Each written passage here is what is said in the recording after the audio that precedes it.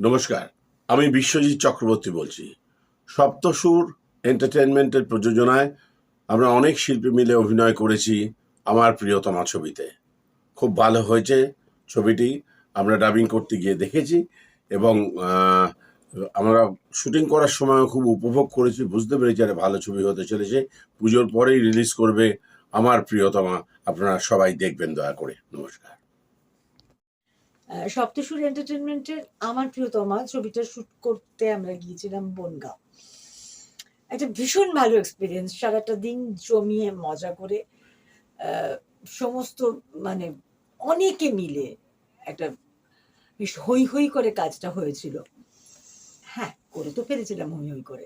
তার ডাবিংটা আমরা বেশ কিছু বছর পরে করতে বাধ্য হলাম, বিভিন্ন কারণ থাকে। টেকনিক্যাল, একটা সিনেমা তো একটা বড় কাজ।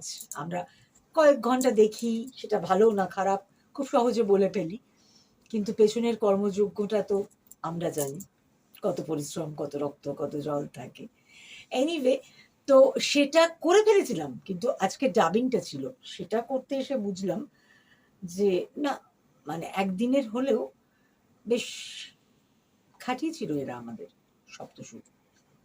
কিন্তু রাজ খুব নিমেষে তার হাতের ছোঁয়ায় ডাবিংটা কমপ্লিট আমরা করতে পারলাম। অনেক